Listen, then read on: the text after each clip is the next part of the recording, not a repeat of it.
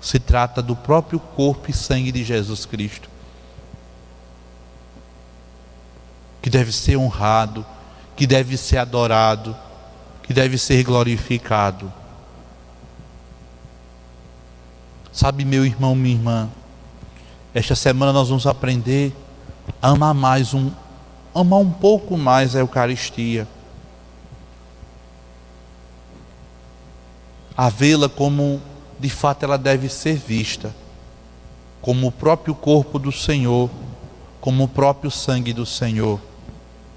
Qualquer outra exteriorização, qualquer outra forma de explicar esta realidade de Cristo é mera falácia e mentira, se não assinar incapacidade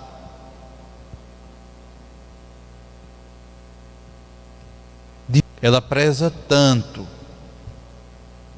por estes 4 valores, chamados notas da igreja. Ela é una, porque em todo o canto do mundo será uma só liturgia. Ela é santa, porque apesar de ter membros que se deixam atrair pelas ciladas de Satanás, seu coração obscurecer, o seu Senhor Jesus Cristo a santifica. Jesus morreu para santificar a sua igreja. Ela é católica porque está em todo o mundo uma só igreja, santificada pelo Cordeiro, em todos os recantos do mundo, mesmo que tranque nossas igrejas, mesmo que os policiais cheguem dentro da igreja, como na França, e mandem parar o santo sacrifício. Ela é católica. Com as nossas igrejas domésticas, onde houver um católico, haverá igreja católica. E ela é apostólica, porque nestes 2000 anos, um só elo desta sucessão apostólica não foi rompido, apesar de não poucos maremotos imperiais, governamentais, teóricos, doutrinários e até heréticos quererem sufocar a voz da mãe igreja. E ela preserva a sua sucessão, porque é a garantia de que nós permanecemos nos mesmos rastros dos santos apóstolos. Nós não saímos por aí proclamando teorias. Nós não saímos por aí inventando a nossa igreja. É por isso que nós amamos tanto a Eucaristia, porque foi dado pelo próprio Jesus.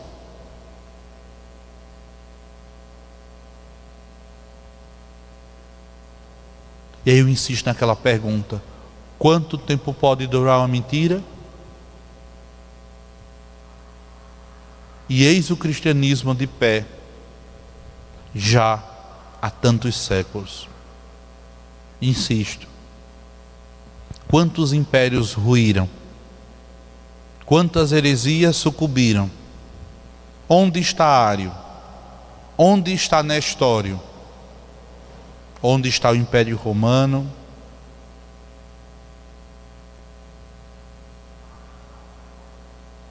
Onde estão as grandes teorias que propunham uma sociedade sem Deus?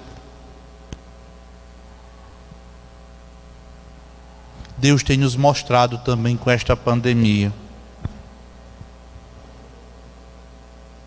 Nós olhamos para o mundo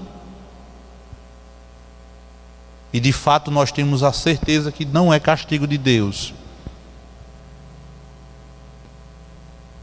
Mas nós temos certeza que pelas desordens que o ser humano tem criado no mundo, com a falta de cuidado pela natureza, com os desmatamentos e a destruição ambiental, com as nossas mesquinhez, os nossos orgulhos, as nossas vaidades, o destruir por destruir, a poluição de rios. Certamente, em nossa liberdade, ou no mau uso de nossa liberdade, Deus nos deixou participar deste momento para que nós reconhecêssemos que nós não somos ilhas, que nós dependemos sim de Deus, que nós temos um Deus.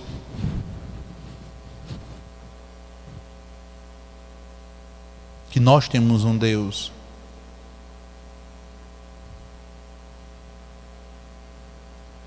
Que é Senhor do céu e da terra, que governa toda a vida e todo existir, que criou tudo em muita ordem e com muito amor e sabedoria.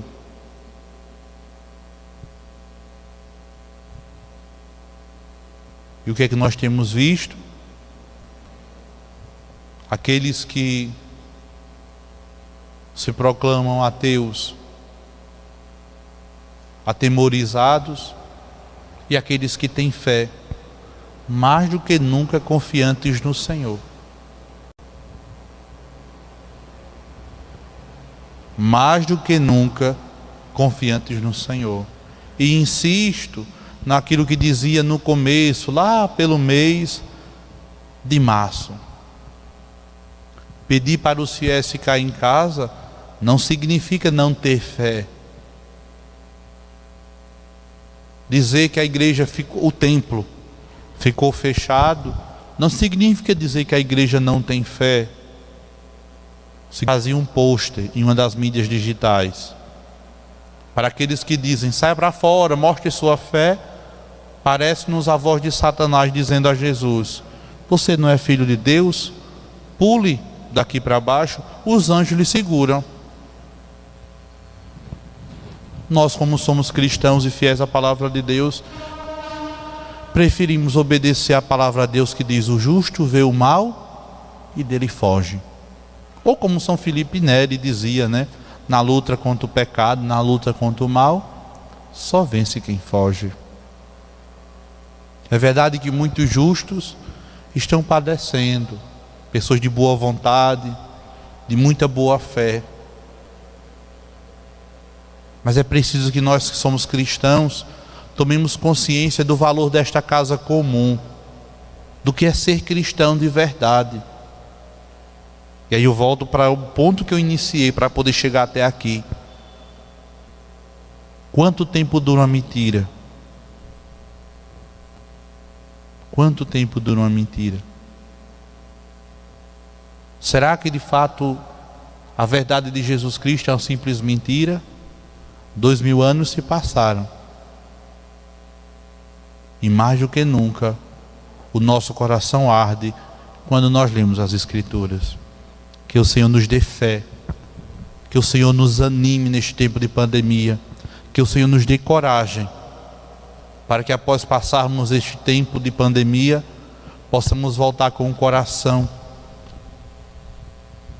flamejante de amor por nosso Senhor Jesus Cristo.